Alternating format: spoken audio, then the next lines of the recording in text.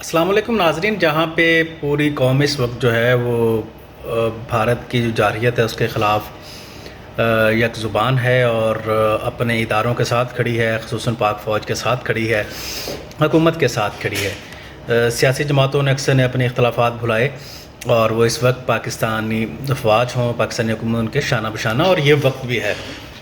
سیاسی اختلافات اپنی جگہ پہ، نظریاتی اختلافات اپنی جگہ پہ، لیکن جب کوئی ایسا موقع آتا ہے تو ہم تمام جو قوم ہے اس کو ایک ساتھ کھڑا ہونا چاہیے۔ لیکن ایک افسوسناک جو بات جس کی طرف میں آپ کی توجہ مبذول کرانا چاہتا ہوں وہ یہ ہے کہ پاکستان تحریک انصاف کا جو سوشل میڈیا ہے وہ اس وقت پروپیگنڈا، ایک بڑا اس کو آپ کیا لفظ دیں گے، غلیظ قسم کا ایک پروپیگنڈا افواج پاکستان کے خلاف کر رہا ہے، جو بڑا ایک افسوسناک امر ہے۔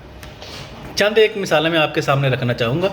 یہ ایک صارف ہیں عدیل راجہ صاحب، انہوں نے ایک پوسٹ کی ہوئی ہے۔ انہوں نے کہا ہے کہ جی ہمیں چاہیے شملہ معاہدہ منسوخ کر کے 90,000 قیدی واپس بھیج دیں۔ یہ انہوں نے کاپی کیا ہے کسی فاروق سلیریہ صاحب کو۔ ساتھ انہوں نے نیچے یہ لکھا ہے کہ بھارت سے کبھی جنگ نہیں ہوگی، پریشان نہ ہوں، اگر یہ جنگ لڑیں گے تو پیچھے سے قوم آزاد ہو جائے گی، پھر کون ذمہ دار ہوگا۔ یہ ان کا یہ رویہ ہے، بڑے ایک گھٹیا قسم کی یہ سوچ کے تحت یہ کیا جا رہا ہے۔ اس کے علاوہ ایک اور صارف ہیں صنم جاوید خان صاحبہ، انہوں نے یہ لکھا ہے کہ چلیں شاباش، گھر سے باہر لڑنے کا وقت آ گیا ہے، اب ذرا باہر بھی بدماش بن کے دکھائیں۔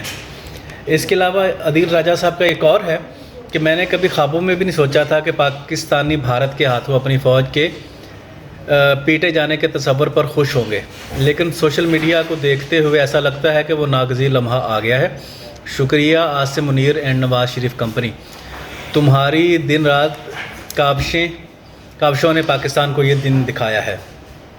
اس کے علاوہ بابا کوٹا نامی ایک اکاؤنٹ ہے، اس سے یہ ایک پوسٹ کی جا رہی ہے جس نے لکھا ہے کہ جی جس فوج نے ہماری آنکھوں کے سامنے اپنے نہتے عوام پہ سیدھے فائر کیے، انہیں عقوبت خانوں میں ڈال کر ٹارچر کیا، ان پر ناجائز مقدمے بنائے، ان کے اہل خانہ کی عزتیں پامال کی ہوں۔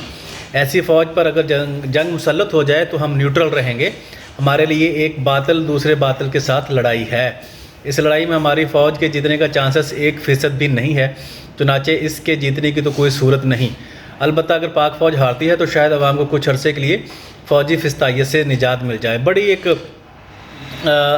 افسوسناک سی یہ چیزیں ہیں۔ میرا خیال ہے کہ جو سیاسی جماعتیں ہیں ان کو بھی شرم آنی چاہیے، خصوصاً پی ٹی آئی کی میں بات کر رہا ہوں کہ کچھ شرم سے کام لینا چاہیے۔ ایک اور ان کے ہیں جی یہ ہڈن ورڈ کے نام سے ایک پیج ہے، اس سے یہ کہا ہے کہ ہم بغیر جنگ کے انڈیا میں شامل ہونے کو تیار ہیں کیونکہ ان ظالم فوجی حکمرانوں سے انڈیا کے حکمران بہتر ہیں۔ بہت افسوسناک یہ ایک انہوں نے یہ پوسٹ کی ہے۔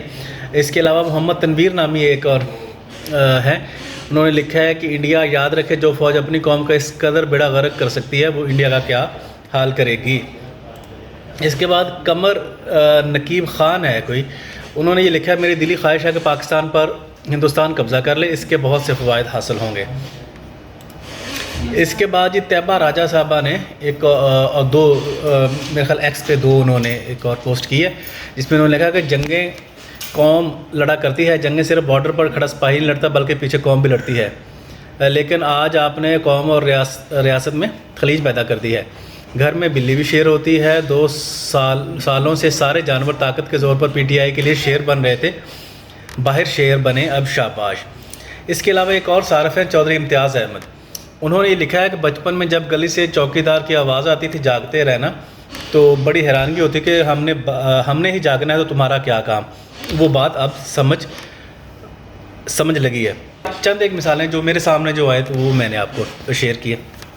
بہت افسوسناک ہے، کم از کم جو پی ٹی آئی کی مرکزی قیادت ہے ان کو اس بات پہ ضرور ایکشن لینا چاہیے کہ ان کا جو سوشل میڈیا سیل ہے وہ کس قدر جا رہا ہے اور کس قدر وہ نفرت کے بیج بو رہا ہے۔